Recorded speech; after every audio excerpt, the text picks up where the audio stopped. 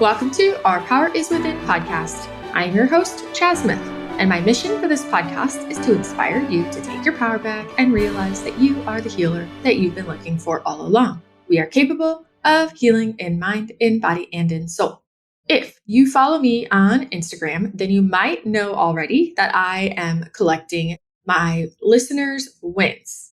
These wins can be big or small because all wins matter. But I really want to create a collection of wins directly from each of you that you have had recently on your journeys so that I can share them with the world and help inspire more people who maybe aren't quite there yet and need that extra inspiration. Please consider sharing one of your wins.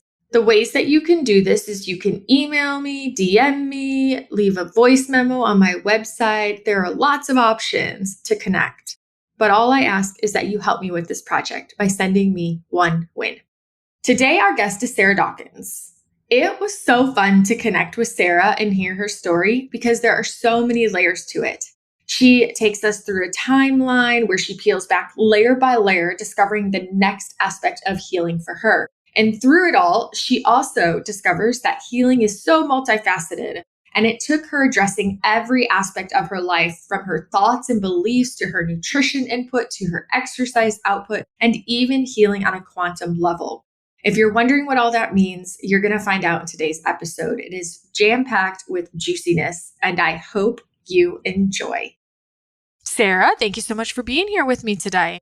Oh, it's wonderful. Thank you for the invitation, Jasmine.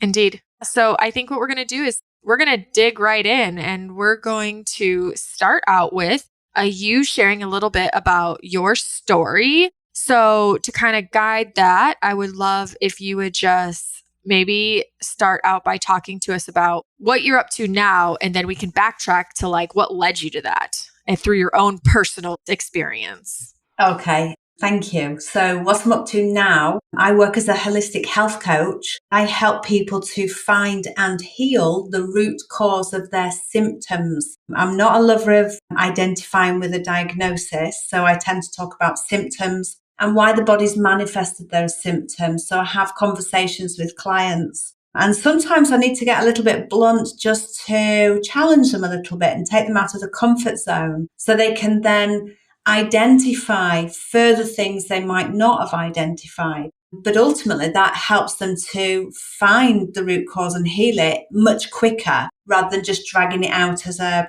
talk therapy session. So I work with clients all over the world because of the internet. And I work with people locally here in Spain, face to face, or I go to their home or they come to my home, depending on proximity. So that's where I'm at with work. And on the back of that, I wrote a book and a course as well. Yeah, you have a book called Heal Yourself that's available on Amazon, correct? It is, yes. And I believe the English version is available in Barnes & Noble in America. Awesome. That's good to know. What is the premise of that book? So that book came about because of my own natural self-healing. And the crux of it was I ended up in a depression which spiraled down to a suicidal depression. The doctor wanted to give me antidepressants. Now, I'd been on antidepressants after the birth of my son for a postnatal depression. They didn't really do a lot for me other than sort of numbed me. And I felt quite zombie-like. So I walked out of his office saying, "Thank you very much, but it's not for me. I have no idea what I'm going to do," because I wasn't very deep into natural holistic healing at that time. And I walked out, don't know what I'm going to do, but I know one way or another I will heal it. And it was through my own healing and literally stumbling upon things and working it out myself that as I started to feel better, I thought I need to help people to see that they don't have to take pharmaceuticals. They can start doing things for themselves. And that's how my book started out. But then the nagging self-doubt came about, and that little voice on my shoulder went, who do you think you are? You're not an author. Nobody wants to hear what you've got to say. And my book went to bed on my laptop for 5 years. And it was only one day I woke up and thought, suddenly I've got to get more people on board. I've got to get my book out to a wider audience and see who's healed what and how they've healed and get them to explain what they did as well on their own journey and give them their own chapter to explain that. And that's how my book was born, starting with my own journey, but then growing a wider audience through reaching out on social media platforms and giving other people a voice to share their own stories. That's awesome. How many stories are in the book? Myself and 74 others. Wow, 74? I know. I thought I'll be pleased if I can get 50. So when I got 74, it's like just blew my mind. Yeah, that's amazing. Really awesome. I have to look that up for sure. And I'll leave a link in the show notes for anybody who's interested because we all love testimonials for sure. Absolutely. And thank you. Now, you said that it kind of was birthed through your own healing journey. And you did mention a depression that became a suicidal depression. But I'm also aware that you had some list of physical conditions also that you've healed from. Yes. I started out with psoriasis, eczema and acid reflux. And then I started with joint pains, back, hip and knee. And then it went to a severe debilitating headache that literally left me on the sofa all day long, unable to do anything. 2 frozen shoulders, a Candida infection, an underactive thyroid. And then finally, with all the stress of everything, I burned out my adrenal glands and dropped my blood pressure down dangerously low, down to 80/40, and just craved salt all the time. I couldn't eat enough salt. So over a period of time, I've totally healed all of those as well. That's amazing. I'm hoping that as we continue this conversation, we'll unpack some of the ways that you approached healing and what the catalyst was to really initiate true healing for yourself. But I'd like to ask a question first. I hear a lot about this term natural healing, and I was wondering if you could give the audience an expanded definition or an explanation of what natural healing is. So it's what our body does normally every day. It's naturally healing itself because that's what it's designed to do, to support us in our life. So for example, if you cut yourself or bruise yourself, you don't think, oh, what pills can I take? How am I going to treat this? I need to go and see a doctor. You just think, okay, so I'll just clean it or watch it. And over a period of a short time, they will heal. And that's what natural self-healing is. It's the body doing what it's designed to do. So I help clients to tap into, I call it body wisdom, because our body knows what to do. We just have to support it. And sadly, the Western lifestyle and food source now is so polluted. That's actually feeding disease processes. So it's about stepping outside of, I need a medicine, I need to go to a doctor, to think, what can I do to support my body to heal itself? Like you would if you cut yourself or bruised yourself. That makes so much sense. What were some of the really big components for you on your journey? So initially it was de-stress, because the first major thing that I self-healed was psoriasis. And I lived down on the south coast of England at the time and I had these big red ugly patches on my legs. And after using steroid cream for ages, knowing that it would thin my skin and not really healing it, it would reduce the symptoms, and then it would come back, and then it would reduce, and then it would come back. So one day I thought, I'm just going to wear shorts, get these big red ugly patches out in the sun, do lots of walking. And in doing the walking, it helped reduce stress. So I had the sunlight, the sea air, and the walking, the exercise, which was also a stress reliever. And by the end of that summer, that psoriasis on my legs had totally disappeared, not a single mark to show where it had been. And that was quite a while ago. But at the time, I just kind of dismissed it. Great, it's gone. I didn't realize how profound that healing was in my own journey, because I'd been raised in the medical model. My mum was a nurse.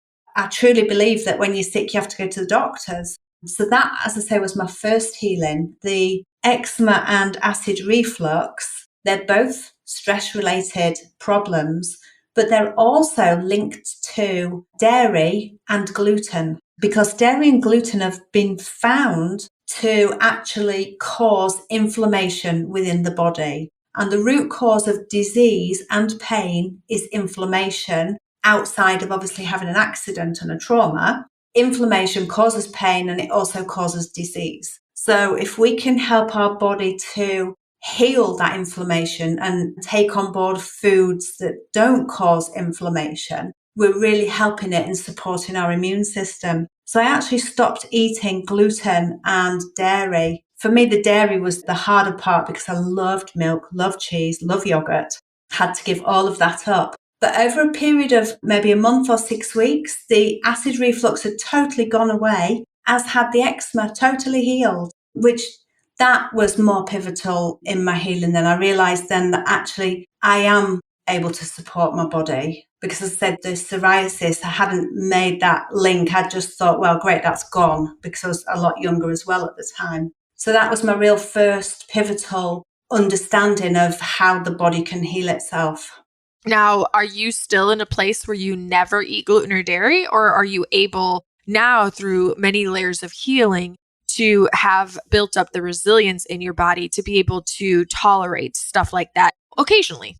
Well, I'm in a human form, and just occasionally there's a chocolate brownie that shouts out, Sarah, eat me. And I'll succumb to it, but it's not very often. I do tend to stay right away from gluten and dairy. Maybe, I don't know, 3 or 4 times a year I might have something with either or both in it. But I know it causes me, I get joint pains in my fingers. My fingers hurt and my knees hurt when I eat gluten and dairy. I don't have the eczema and I don't have the acid reflux anymore, although sometimes I do get an acidic stomach, but I don't get the reflux. So I know that, if I've eaten the foods that I know that my body doesn't tolerate, my body will let me know with pain. Mm-hmm. That makes sense. Yeah. Okay, so what else? Keep telling me more, because I know you healed other things too. Yeah. So as you continue down this path, what else did you discover?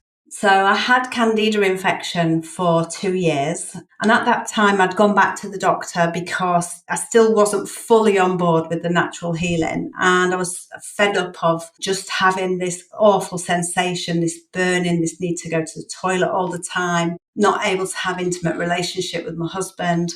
And the doctor kept giving me these anti-Candida tablets. And they're single dose, mega doses. And I kept taking them every 3 days. And then I'd take the 3-day course and a week course. And they're supposed to be one-off tablets. And it didn't heal. And 2 years down the line, I said, no, enough's enough. I've got to do something. I've healed eczema and psoriasis and acid reflux. There's got to be something I could do.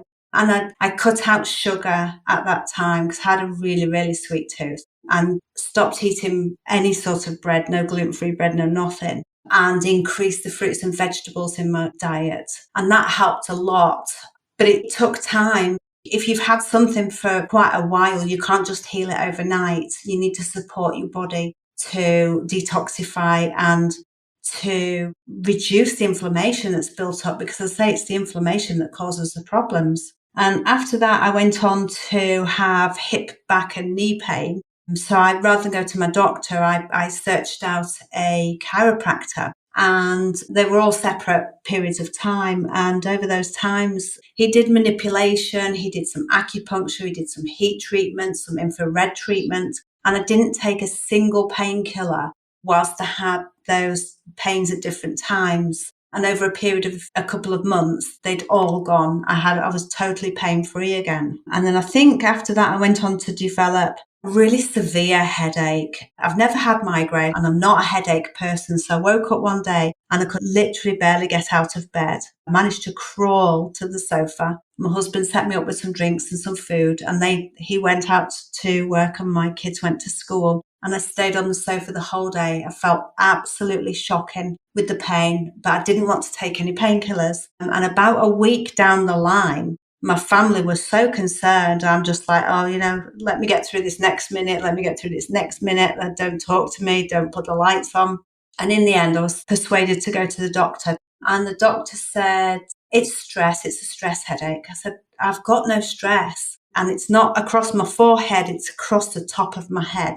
So he said, I'm going to give you some really strong painkillers. I think they were non-steroidal anti-inflammatories. And he said, you can only stay on them for a maximum of 6 months because they will literally kill your kidneys. And I'm like, wow, what kind of a drug is this? Anyway, I took them for a couple of days because I was in so much pain.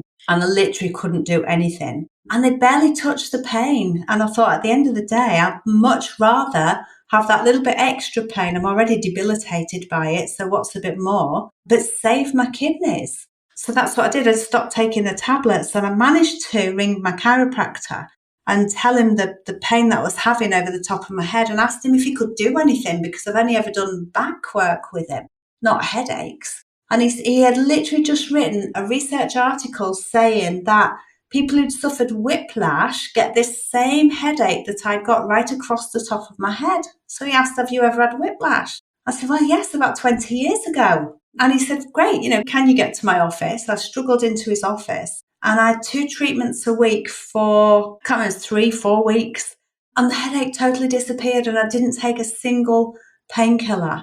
I just had the treatment, and it got rid of the headache. So it wasn't stress related at all. It was coming from a previous injury. And then I ended up with a frozen shoulder one year and the other frozen shoulder the following year. So I went back to my chiropractor, who treated me with chiropractic manipulation and acupuncture. And again, I didn't take a single painkiller. And I know some people have ended up in hospital with frozen shoulders, and they go through an operation, they're put to sleep, and the surgeon literally just moves their arm through a range of motion, breaking all the connections that have been made to hold the shoulder in that position. So I didn't need any of that, just some chiropractic manipulation. But it was after that I then spiraled down into a deep, deep, dark depression. And it was so deep, I ended up feeling suicidal. And I did go back to the doctors, as I said earlier, and he wanted to give me antidepressants, didn't want to do them, didn't know what I was going to do. But one of my really good friends started taking me to the gym every Wednesday afternoon, and we did 2 back-to-back classes. And at the same time, we had dogs, so I was out every day walking the dogs. And I think it must have been a combination between the two. I suddenly one day woke up and realised there was a world outside of me, because I'd been so inside myself that I hadn't really noticed what was going on outside. My friend would come pick me up, I would do the class, and I would come home. And I wasn't really consciously aware of what I was doing. It was just all done on autopilot. So one day, as I said, I was walking the dogs, and I suddenly realised there's buds on the trees, there's flowers on the floor, the sky's turned blue, and it was spring. And it was such a strong feeling. It stays with me, because it's like I've suddenly realised I'm feeling better. I'm not crying every day. I don't feel suicidal. Looking back now, I realised I was being mindful, but at the time I had no idea what I was doing. So I started practicing more mindfulness, or at the time I started just looking at what was around me and becoming conscious of where I was and what I was doing. And then I started practicing gratitude. I'm so thankful that I didn't take my life, because really, I didn't really want to kill myself. I just wanted the situation and the pain just to stop. So I started practicing gratitude. I'm seeing all these beautiful things. I didn't take my life. My family loves me. And then I started thinking, well, what else can I do? Oh, I tried meditating, sat cross-legged on my sofa. But that little voice on my shoulders, like, who do you think you are? What do you think you're doing? I needed to shut that up. And I could do that with a guided meditation on YouTube. So I found initially just 5 minutes, somebody's voice that I liked, just to find calm, to find peace in myself. And then as I started to find a bit more peace, I started daring to look into the future. Can I dare to think, what's my life going to be like in a month, or in 6 months, or in a year? And my husband has said, why don't you set a business up? So I actually left nursing and went into become an entrepreneur. So I've meditated on winning awards. I don't just want to be any entrepreneur. I want to be an award-winning, successful entrepreneur. And I'd actually meditated on it. And I won an award at the university where I was at locally. And they put me forward to a national UK freelancers award competition, which I then entered and won second place at that. So I'd really stepped out of the depression and the low mood. And when I look back, I was healing it because I started eating good food. I was doing the exercise. I was doing mental health work with the gratitude and the mindfulness and the meditation.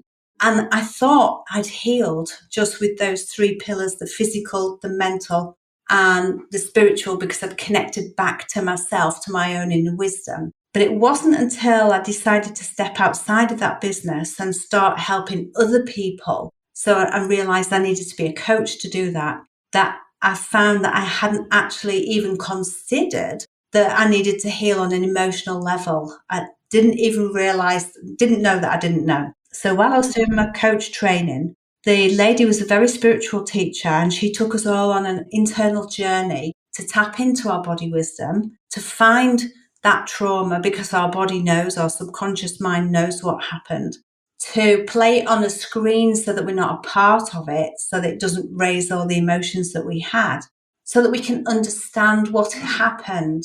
When you start analysing it and looking at it, and you come to realise that we're all the product of our life's experiences, and we view the lives through the filters that we've built up over our eyes, over life's experiences, that we're all the product of what we've been through. So by understanding that, you can see how the people that hurt you in the past must have also been hurt in their past, because we tend to repeat patterns until we become conscious of it. So it's about changing that belief. Like, I changed from being a nurse to think I'm needing tablets to understanding how self-healing works. I was also able to let go of that. I'd realised I'd put myself in I don't like the term victim mentality. It's more of a living in survival mode rather than healing that. So the emotional healing by letting go and forgiving the past was the last piece of my jigsaw, and that's when it all came together then. And that's when my book was totally finished then, when I realised I needed to put that emotional healing in. And that's when I reached out to other people to join my book. And at the same time, I started writing a course identifying all those steps that I'd done through my own healing journey, because my book's about lots of people who've healed all sorts of things that doctors said can't be healed, things like multiple sclerosis and ALS, which we call motor neurone disease, and autoimmune and Lyme and cancer, allergies and sensitivities. There's so many things doctors say you can't heal, you just need medications. So it's about understanding that, is that belief that I can't heal, that I need medications, is that my belief? Or is that a belief that I've borrowed from my caregivers or significant people in my life when I was a child? Does it still work for me now? And if it doesn't, what can I do to change that belief? And beliefs are a huge part of healing, because if you believe you can or you believe you can't, you're right. I think that was Henry Ford that said that. So you need to understand how your belief feeds any health problems, but not just that, the way your life pans out. When you look at your life, what are your beliefs around what's happening? And can you see how your life reflects what's going on in your subconscious mind? Yeah, that's a really good point. It makes so much sense, because the power of belief is very powerful. Absolutely. And you only have to look at the placebo effect to see that it's been scientifically proven. Right. And a lot of times we do need to do some deeper work to really get clear about what the deeper beliefs are, because a lot of times we think on the surface we believe one thing, but when we do some investigating, we quickly can discover that there might be an underlying belief that might be in conflict with what we think we believe. Absolutely. And like you say, it's not always conscious. We have to really delve deep into the inner work to see what that belief is. Absolutely. Now, I'm curious, just because we kind of got a nice timeline of your story, where did the burnout of adrenal glands fall into the mix? That came about when I was spiraling down into that deep, dark depression. My thyroid stopped working and became underactive, and I stopped sweating when I went to the gym. I was doing 2 hours of intense workouts. When I'd started, I was sweating, but when I'd finished at the end of that healing, I'd literally stopped sweating and dropped my blood pressure. So I knew I'd healed part of me, because I didn't feel so depressed and have the suicidal thoughts. But now I was no longer able to sweat, and my blood pressure was very, very low. And I attribute that to all the stress of the things that were happening around me at the time I was going through that depressive episode.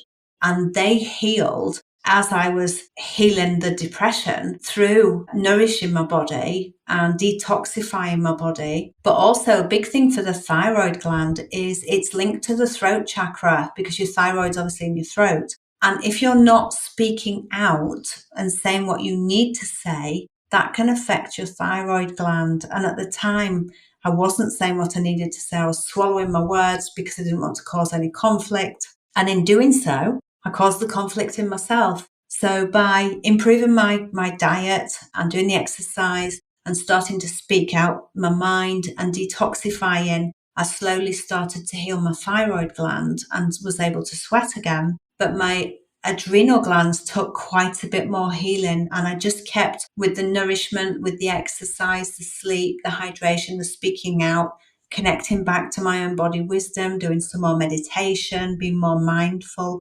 It's the whole everything, the bigger picture. And Charlotte Gerson of the Gerson Institute says, you can't heal two diseases and keep one. When you heal, your body just heals. Because remember, the root cause of everything is inflammation outside of accidents and trauma. So if you're doing the work to heal that inflammation, because even stress and unhealed trauma causes inflammation. So if you're doing all of that work and supporting your body on a physical and emotional and mental and spiritual level, you will heal, but it will take time. As I say, you can't have something for quite a long time and expect it to heal overnight. It will take almost as long, if not longer, than you've had it to heal it.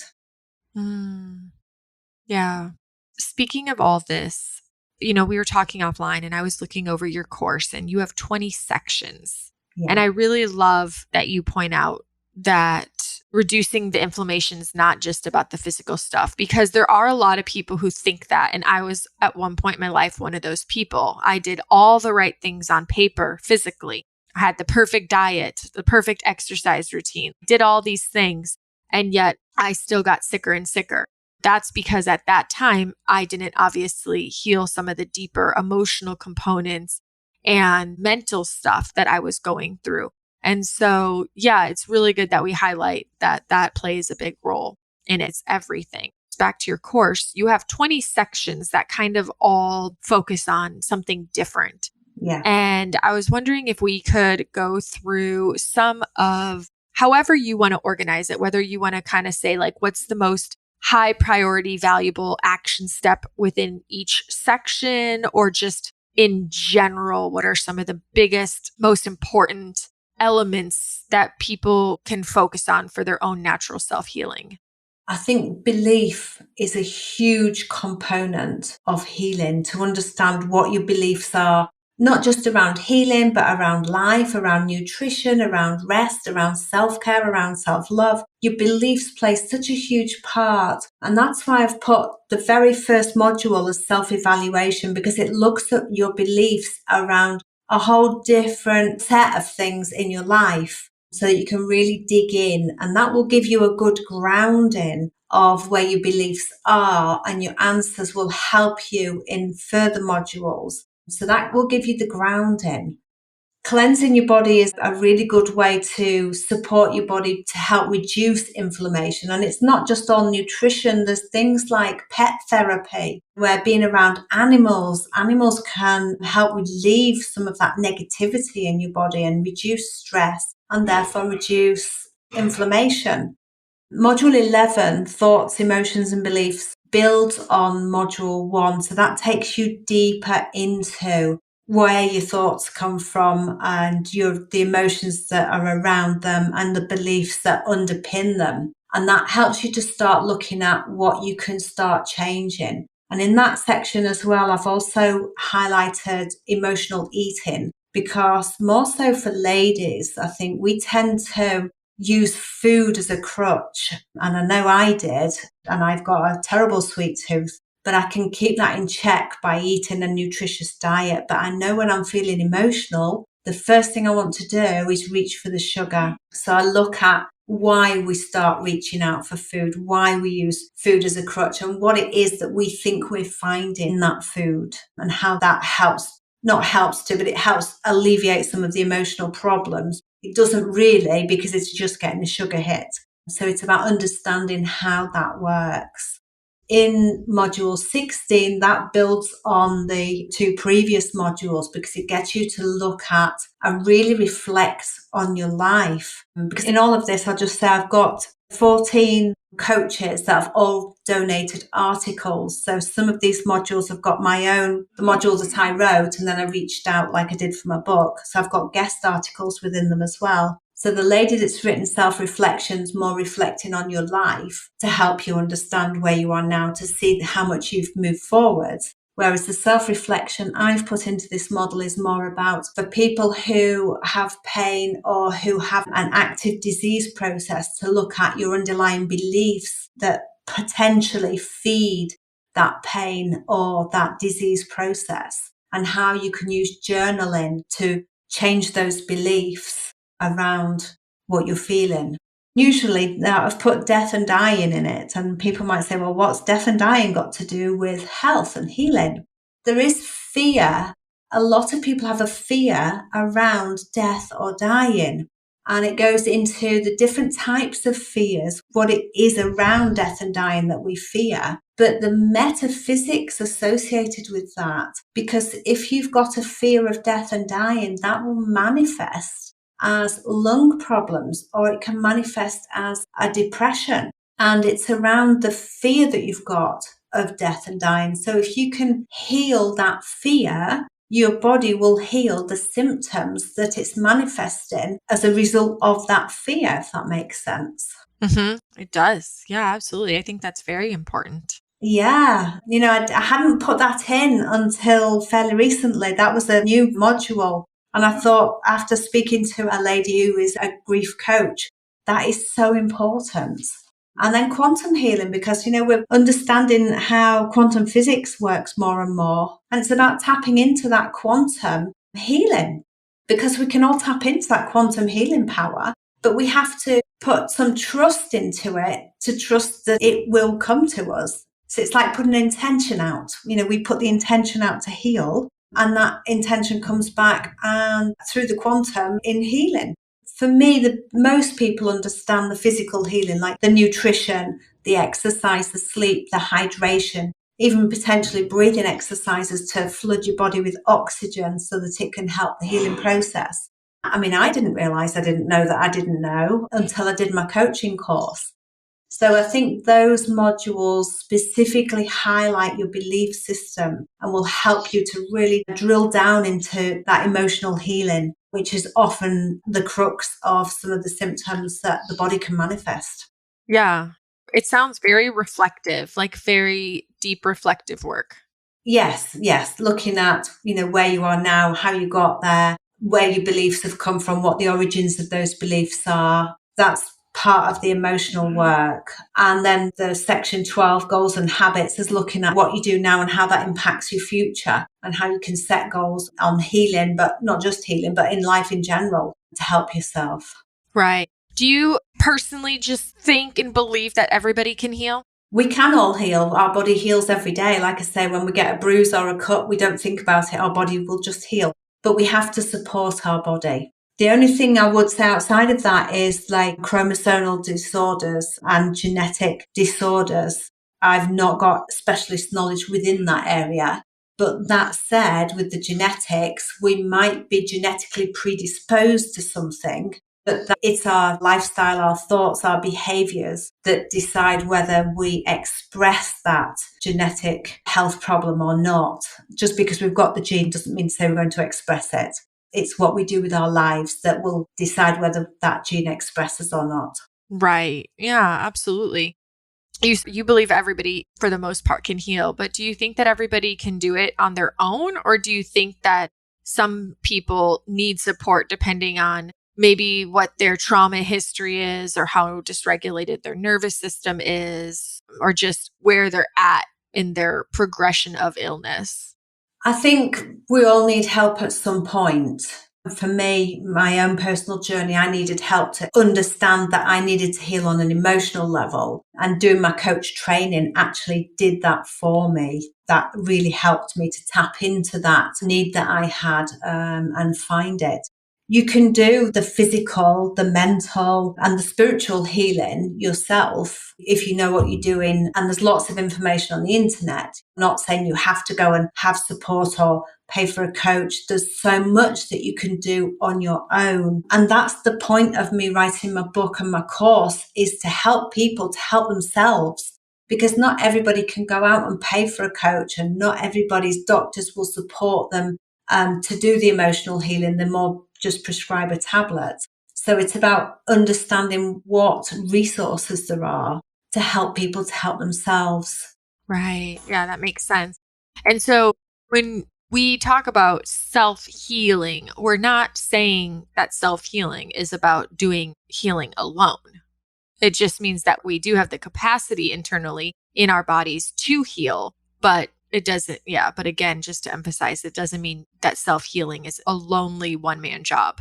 It doesn't have to be. No, it doesn't have to be. It can be if you want it to be, but it doesn't have to be. And there's plenty of resources out there, whether that's people, whether that's information on the internet, whether it's listening to podcasts. There is information to help people. But as I say, sometimes I like to be quite blunt with my clients, because sometimes they need that little nudge to snap them out of their autopilot responses and really dig into what's really going on. And you don't even have to go to somebody for months and months and months. You can go to somebody for 1 or 2 sessions just to really kickstart you. But conversely, if you want to go to coaches, there are coaches out there that will take you on for as long as you need and support you as long as you need. But ultimately, it is ourselves that do the healing. A coach doesn't heal us. A coach helps us to remember that we are natural healing beings. And we just need to tap into that body wisdom and understand and support our body on its own healing journey. Absolutely. In all the experience that you've had so far through gathering stories and testimonials for your book and coaching and helping support other people on their journeys, what are some of the bigger diseases or sicknesses or illnesses that you've witnessed people recovering from that people often believe are irreversible? Well, things like cancer, things like multiple sclerosis. Most people, when they get a diagnosis of MS, think that's it, wheelchair bound and a short life, but it's not true. Motor neurone disease, which is ALS in America, autoimmune disease. In the doctor's training, they're trained to identify the symptoms, put them together into a diagnosis, and then prescribe a medication for that diagnosis. Unless they've done some training outside of that and understand how we can support our own body to heal naturally outside of pharmaceuticals, most doctors are not able to help people to tap into that and do that. And that's why we get labels of chronic conditions, lifelong conditions, life-threatening conditions. And actually, we can heal those. Even Lyme and autoimmune. And recently, I had a gentleman on Twitter follow me and bought my book and said he'd healed his asthma. And I saw somebody say, well, how did you heal asthma? And I said, well, I read Sarah's book and just thought, well, I'd just wait and see when I have an asthma attack, see what happens. And he said, and it wasn't too bad. So I didn't reach for my inhaler. And he said, I haven't had another attack since. And it's about helping people to understand that the body is that natural healing machine, if you like, but we have to support it. But doctors can't really see outside of the medical model that we're able to do that. Right. From your experience and what you've seen and witnessed, you said people healed from things like cancer, MS, ALS, autoimmune disease. Is there a pattern where they are all generally acknowledging and improving and healing through all the capacities like mind, emotion, physical, nutrition, exercise, sunlight? Is all of that usually all encompassing, or is it vary from person to person in your experience?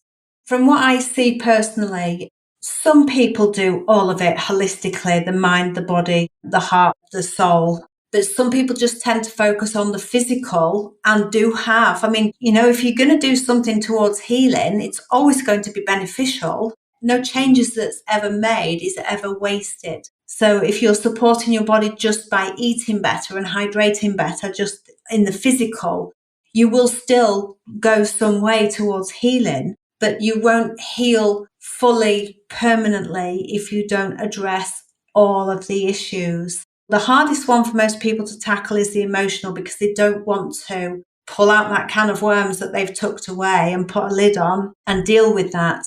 But the one thing I will say is that because I've dealt with my past, I was sexually abused at the age of 9, sexually assaulted as a young adult, grew up in a home that my parents divorced when I was very little. We lived with our uncle. So I got a lot of sort of not normal childhood traumas, if you will, when I was younger. And once I went into that and understood that people are all a product of their life's experiences, it was much easier for me to say, okay, I'm not condoning the behavior, but I understand how it could have happened, and to forgive and to let go, because as long as we're keeping it tucked down with a lid on, the emotions associated with that trauma will spill out into our everyday lives, and we won't see it, we won't identify it, but it's that emotion coming from our past. Whereas once we've taken the courage to open that, address it, heal it by forgiving, whether it's the person or their soul. If you can't forgive the person, can you forgive their soul and let it go? Once we've let it go, we stop carrying that weight around with us. And the emotions associated with it no longer spill out into our lives. So if we can sum up the courage to open that trauma, look at it for what it was, understand it, heal it, forgive it, let it go, it dramatically alters our lives massively. Yeah, it sure does. Yeah. It sure does. It's a process, though. It's not easy by all means. No, it's not. Curiosity, what is life like for you now when you get a healing expression or like a new symptom? When you have a new symptom show up in your life, how do you approach it now, today, differently than you would have in the past? Okay, so I'm actually expressing eczema again at the minute. The reason is because I have just won a podcasting competition and I'm about to go setting up my own podcast. And whilst it's exciting, it is causing me a bit of anxiety about being on a podcast, on video, talking to people, or just on video doing my own. So my skin is expressing eczema because of the anxiety and some anticipation of what's to come. In seeing it, I treat it with some cream that I make myself from olive oil, coconut oil, and beeswax. And I take time out now every day to do a little bit of meditation. I walk the dog and I do a walking meditation. I ground myself because I live in the mountains up in Spain. So I really become conscious of what I'm doing and how I'm doing it, so that I'm not exacerbating the anxiety and stress that I'm feeling about what's to come and in anticipation of what's to come. And I just see it now as it's a new door opening. It's an excitement. It's exciting times, and become more conscious of it, because it's so easy to run our lives in autopilot, just moving from one thing to the next thing to the next thing without really thinking about what am I doing right here, right now? How am I breathing? What's the temperature like? What's around me? We very rarely ground ourselves in that present moment. So I've thanked the eczema for turning up, because it's shown me now that I need to slow down, reground myself. So I deal with it by doing that. Whereas in the past, I'd have put a bit of cream on and just continued. Now I'm thinking, no, it's here for a reason. It's a message and I need to slow down. Yeah, it always is, isn't it? Yeah. Yeah. Ugh. Okay, so you're going to be starting a podcast. You've got a book. You have a program out. What else are you up to? That's a lot of things, isn't it? It is. Just working with clients periodically, and I mean, my book and my course sell themselves. I don't have to do anything about that. So I'm actually doing more research, ready to organise some of my podcast sessions, and I need to get some of those recorded. I've reached out to people to be guests, and I've got 25 people confirmed already. Mainly the people who were on the live Heal Yourself Summit with me and people from my book. So I need to collate all that and organise some dates to get them interviewed. Nice. That's So life's awesome. busy, yeah. Sounds like it's busy in a good way, though. Yes, absolutely. Because ultimately, like myself with you now, we're changing lives. We're putting the information out to people to help them, to help themselves. Yeah, absolutely. So is there anything that you feel is pertinent and important that you're passionate about sharing with people to help them that I haven't given you a chance to talk about yet? I think we've covered quite a lot actually, but the biggest thing I would say is see if you can reduce stress in your life, because stress is how you're viewing your life through the lenses that you've created through your life's experiences. It's not the issues themselves that's causing stress, it's how you're viewing those issues and your thoughts and your beliefs around those issues. Take a really good look at, if you're feeling stressed, why? Can you change your belief around it? Can you reframe it? But also when you're triggered, I'm not a lover of that word, but it identifies that people get angry or sad or upset from something, hearing something, seeing something. What is it within you that's triggered by that, whatever it was that you heard, saw, witnessed? And what is it that you need to heal with inside you? Because the trigger is identifying an area that you need to heal inside of you. So sit with that feeling and identify, where does it come from? What is the emotion? What is the belief underpinning that emotion? And where does that belief come from? And is it really mine, or have I borrowed it from somebody else when I was younger and made it my own until now when I've become aware of it? Does it really work for me now, or can I change that belief? I love that. It's so important. Really, It's yeah. so important. And people who are doing this type of deeper healing work totally get that. But sometimes when people aren't willing to have these confrontations with themselves and do that, it's funny to watch how life can pan out for people who are so absolutely committed to a belief that perhaps wasn't theirs to begin with. We pick so many things up from parents and teachers and, pastors and family and friends, and we don't question. If we don't question it, we hold on to it and allow so much of our life to be transformed by it when it might not even be true to our deeper self. Absolutely. And yeah, and these people are influential on us, and it's from our childhood, as you've just said. So when we're children, we just take it all in like sponges, and we don't process it. We just accept it for what it is. It's now that we're adults, we need to start processing that. Is that really my belief? Do I really believe that? And where does it Yeah. come from? Yeah, I think curiosity's been one of my single-handed most wonderful gifts. Like, I am so grateful that I developed a sense of deep curiosity to question everything Yeah, about my belief systems. And it's definitely valuable. absolutely. I have one final question for you that I ask everybody. And that question is, if you, with everything you're sharing in the world, if you were told from today forward, you can only share one message with the world, that's it. For the rest of your life, you have one parting message with the world. What would you want to spend the rest of your life sharing? Love is always the answer. Love yourself. Love who you are because of what you've been through. Love the people that love you. Love the people that don't love you. The people who don't love you make your life difficult. Do so because you trigger in them something that they haven't healed. It's not about you. So just love. I love that. I love love.